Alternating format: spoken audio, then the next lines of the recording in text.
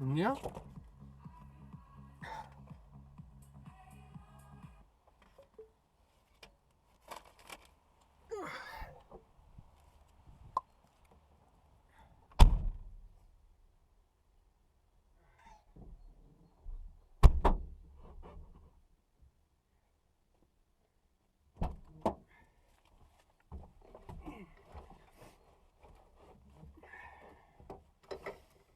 Så er det jomfruturen, som man kan kalde det.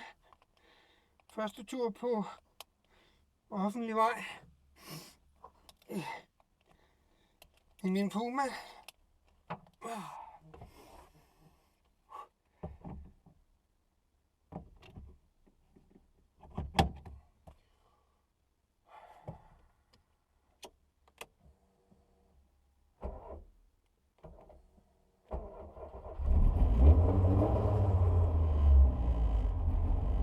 Jeg ved ikke, om I kan høre mig.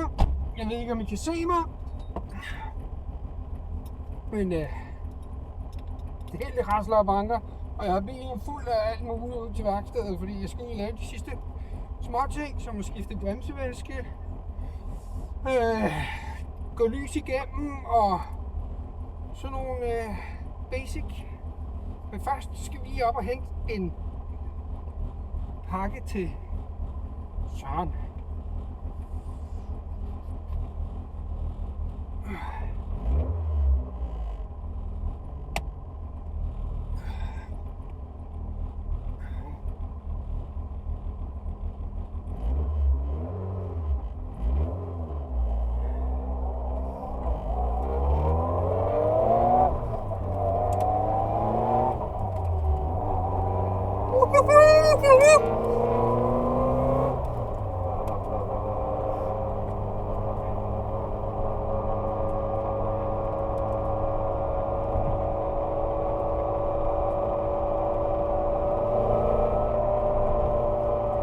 Den skal også bruges.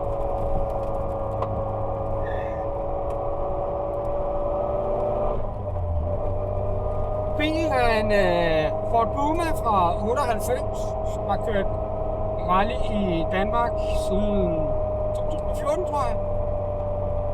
Så er der en fyr, der hedder Jesper, der købte den. Jeg tog den med sig til Sverige. Og så gav han et Super 1600 bodykit. Og så kom han ikke videre, men han fik bygget bilen færdig, og den blev malet. Han kørte nogle småture i den. Men det var det. Og han satte den til salg sidste år.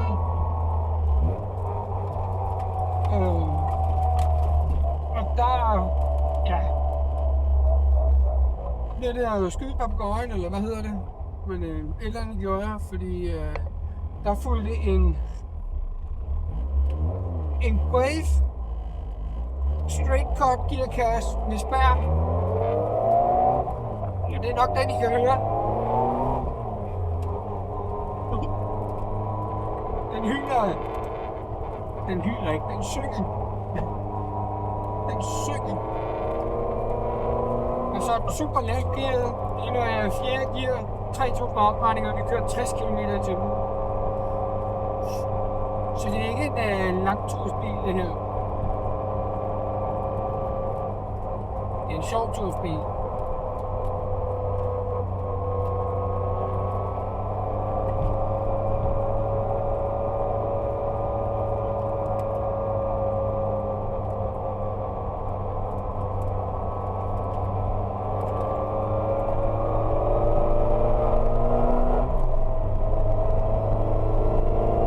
Gear, 80 km i timen, 3.500 opretninger.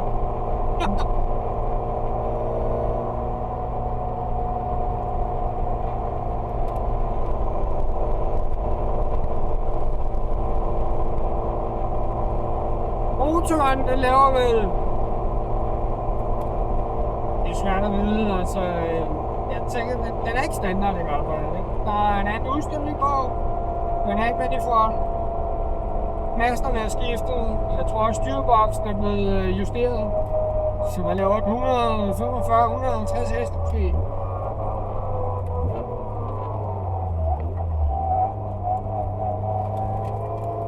Men det vejer under 1000 kilo. Den med det her.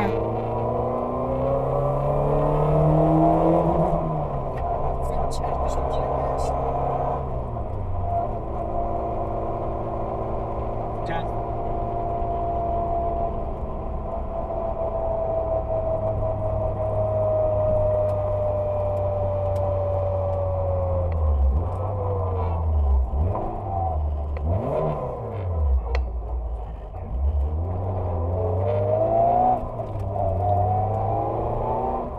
Det er virkelig svært at lave helt tog med kæmpe sikkerhedssko på.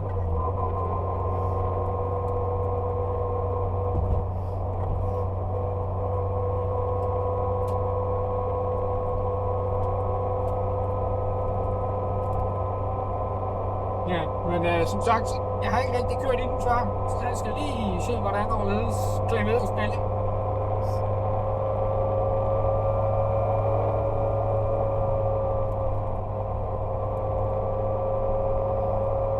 Og motor, ja, den er lige fået skiftet motorolie, oliefilter og gearkasseolie. Vi skifter til bremsevæske i dag til en godt 5,1, som har et højere kogepunkt. Jeg tænker, jeg er meget god idé, når vi skal ud og køre rally på søndag. Så har jeg fået justeret sædet til at passe til mig.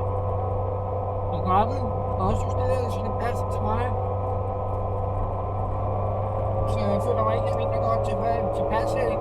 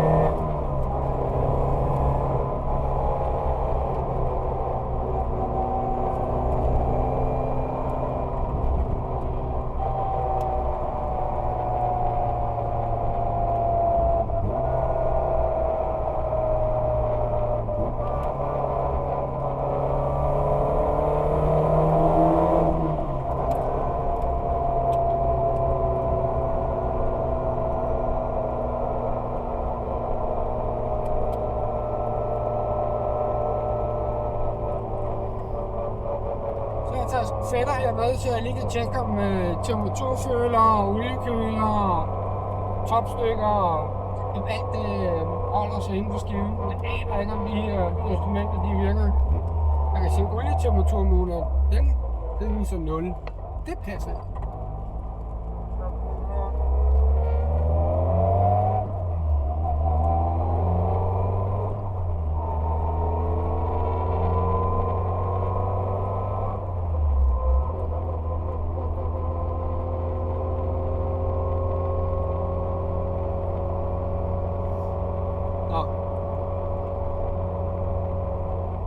Så lige det lidt der.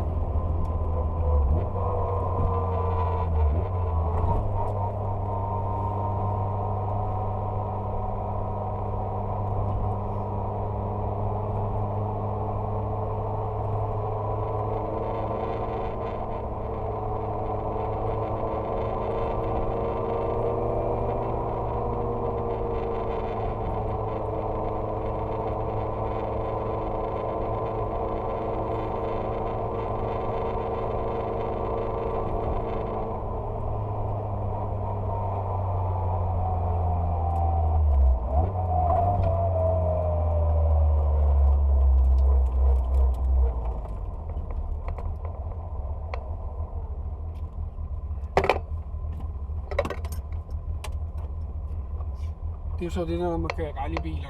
Der er ikke en mekanisk håndbremse eller noget som helst. Og alle de her sele. Rallybiler er bare ikke til korte ture. Det er de bare ikke. Man spænder sig fast, og så har man det sjovt.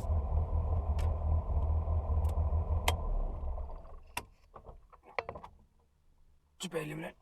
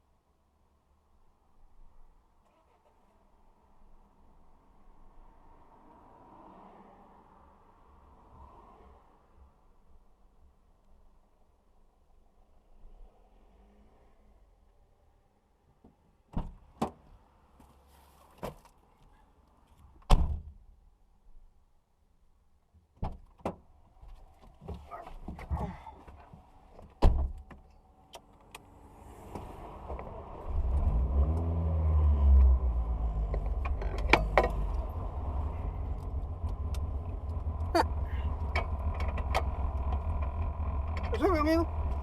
Ja. De skal også justeres ind, de sigter her, de sidder ikke. Ikke rigtig godt.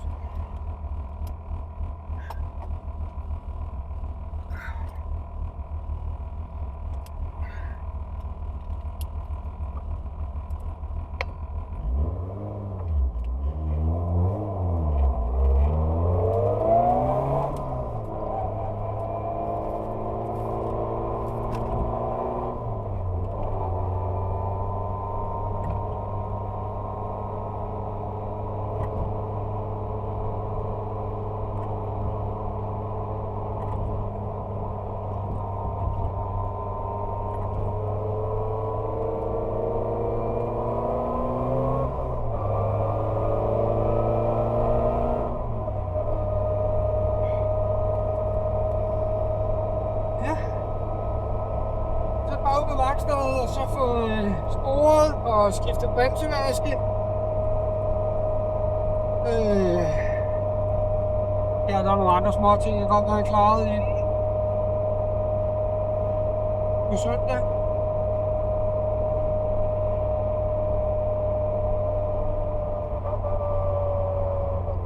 Men det er bare små ting.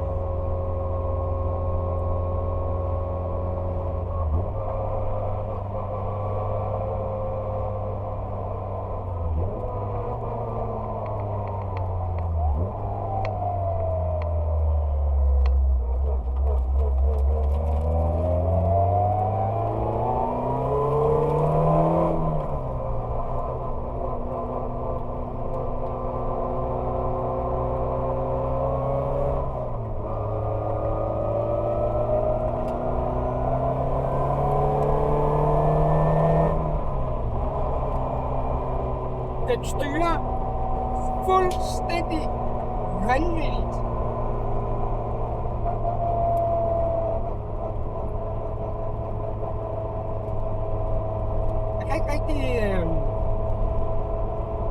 Jeg kan ikke rigtig komme på nogle biler, der bare minder om, hvordan den her der styrer. Den har selvfølgelig også brede dæk på, og undervognen er strammet op, men det er helt sindssygt.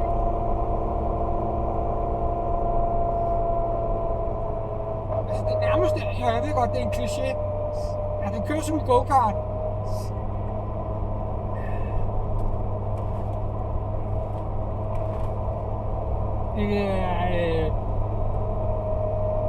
Det er det tætteste på en go-kart, jeg nogensinde har kørt.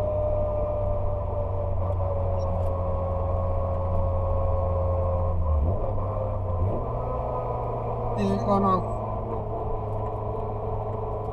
Jeg har været så heldig, at jeg har kørt i nogle Porsche og noget Mustang GT V8 og også en 4-cylinder. Jeg har kørt meget forskelligt.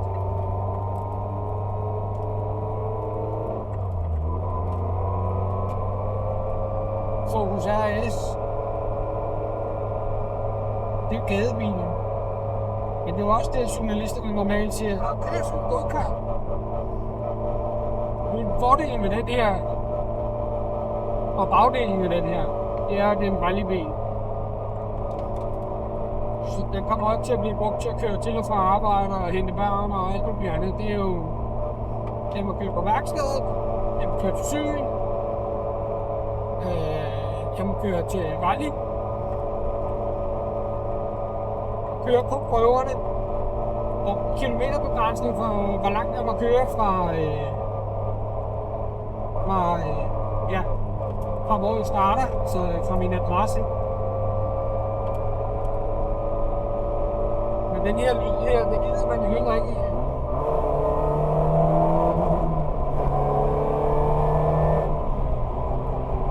Det må man ikke sidde i for længere gang. Medmindre man vitterligt kan få lov at tæve den samtidig. Jeg synes, der er en eller anden fejltænding omkring de 5.000. Det er nok ikke.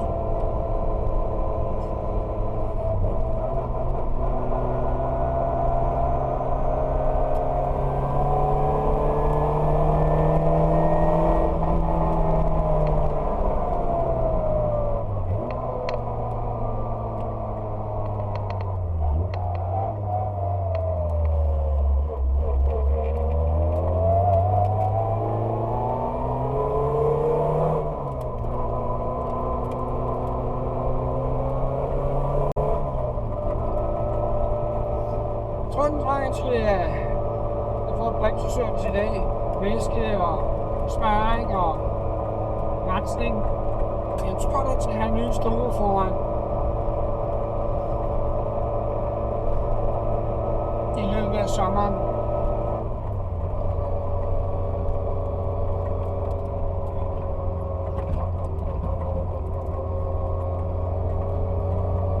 Når selerne ikke er spændt ordentligt, det er ordentligt ind, så sidder man og synker sammen i sædet. Så får man måske lidt luft i ryggen. Den er altså også, den er keder med at være kontant i undervognen.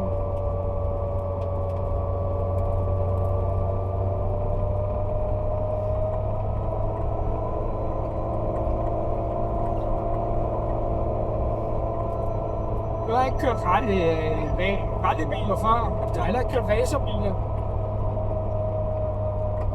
Det er første tur nu, og det er... Jeg forstår fandme godt. Hvad det er, at dem, der kører racer og rally, det ligesom bliver bidt af.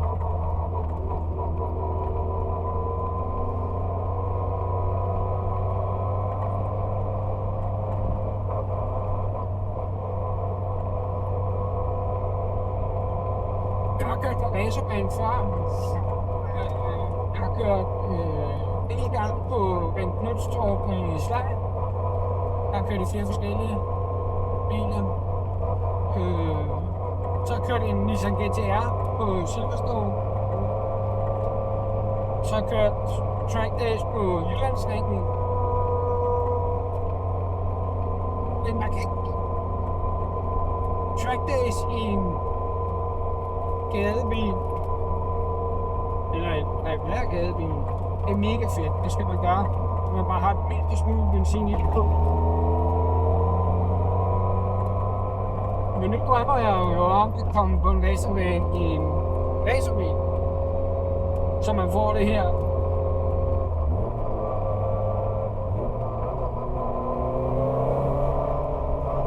hele det her monstrum til at stimulere sanserne i mere end bare 10 minutter ad gangen. Sådan.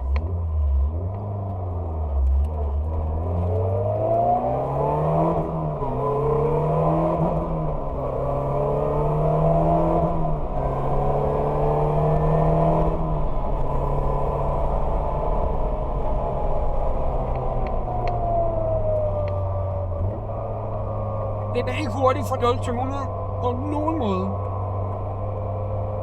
Som i slet ikke.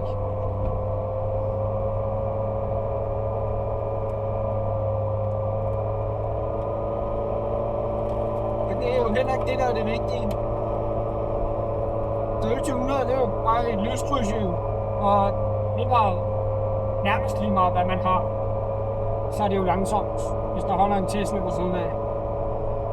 Så det der med 0 til 100 og dørtræk og alt det lort der, det er passé. Der hvor det sjove det kommer, det er, når vejen den drejer. Og man skal bruge bremsen. Jeg har altid syntes, at det var lige så fedt at lave en fed, korrekt opbremsning og gearskift ned igennem gearne for at komme rundt om i hjørne eller rundt i et sving. Som det er at køre fra 0 til 80 eller 100 eller 110 eller 130. Så det her, det er at bremse og gear ned igennem gearkassen og komme på ret rundt. Det synes jeg er altså federe. Men jeg har heller aldrig haft hurtige biler.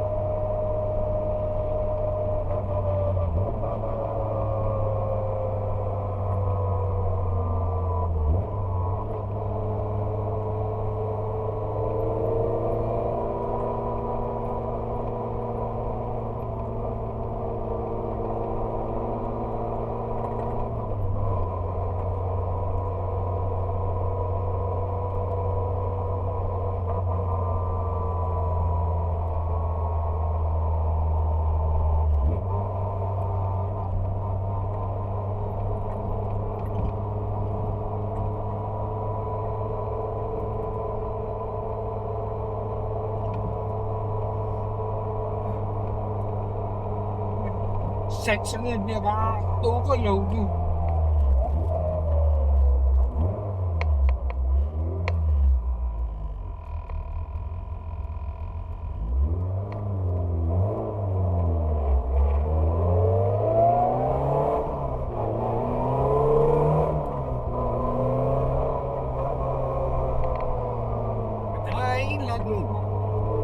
Den gør noget i 5.000 omdrejninger.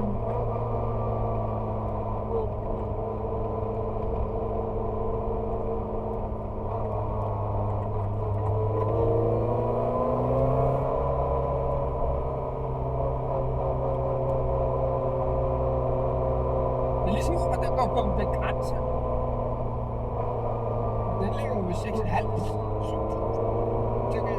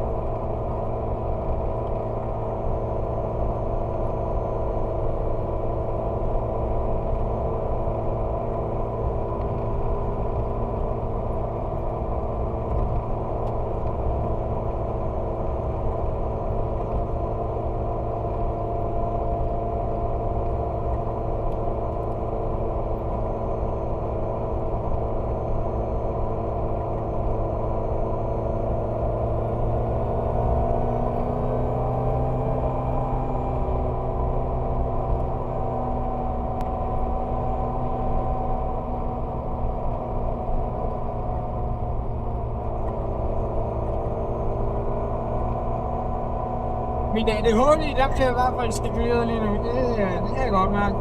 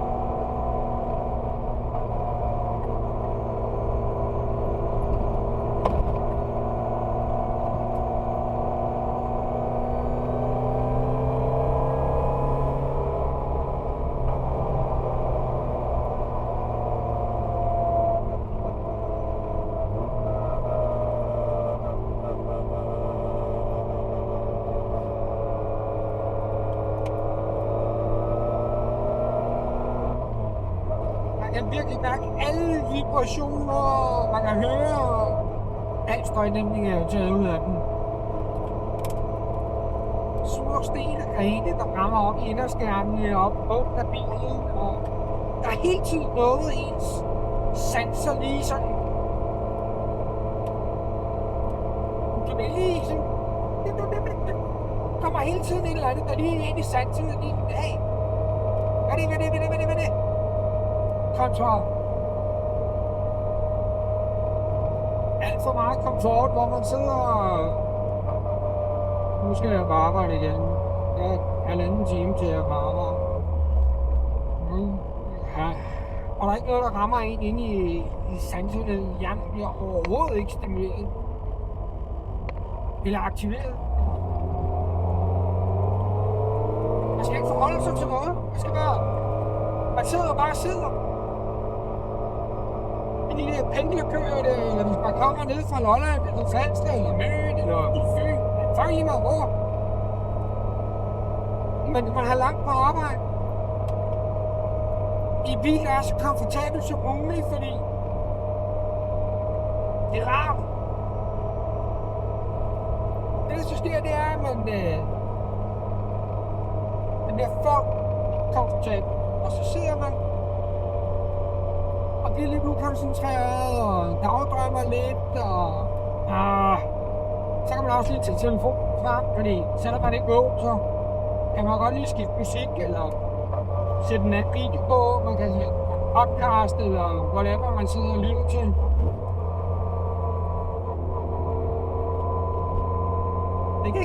Det kan simpelthen ikke betale sig, den her, fordi jeg kan ikke høre noget som helst. Andet end den der...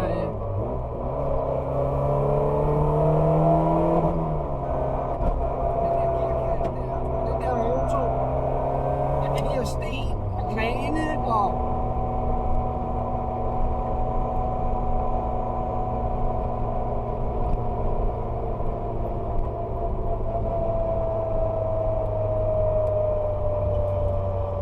Men min hjerne bliver heller ikke stresset. Fordi mine øjne er ikke stresset. For jeg kører ikke stærkt. Jeg får bare rigtig meget input. Så ja, det er bare sådan min hjerne, den godt kan lide at have det åbenbart.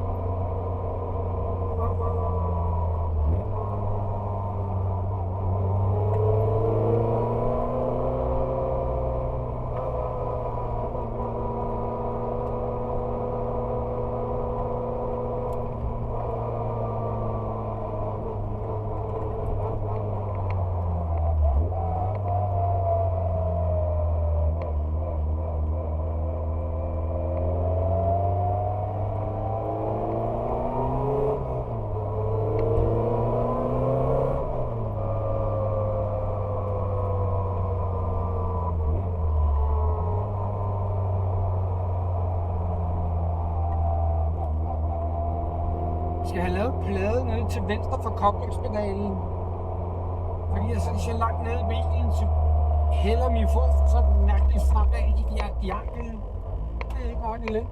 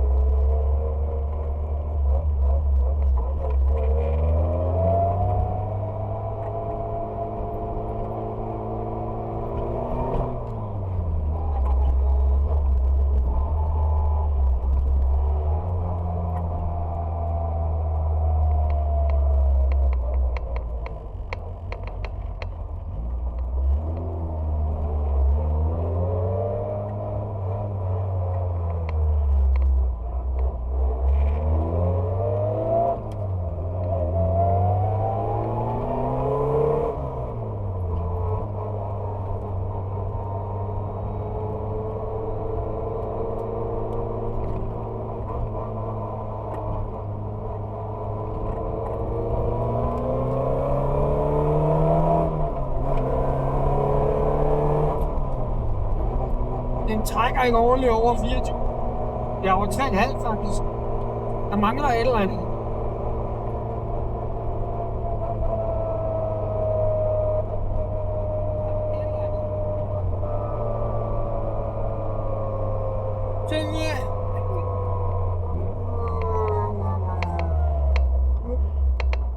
Så er vi der.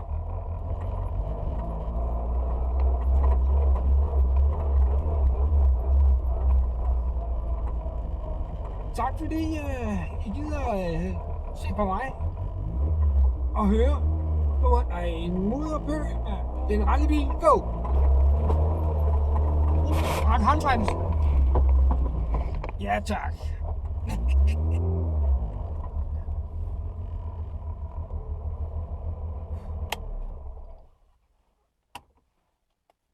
Det er fucking. Det er rigtig fedt. Det er det. Behøver man at køre med vanter på? Nej. Men rettet er... Man har alligevel lidt bedre fat. Og så hører det med til oplevelsen. Hvis man ikke har prøvet at køre med racerrat og kørehandsker og H-seler på, så kan jeg ikke sige andet end det skal man bare få gjort.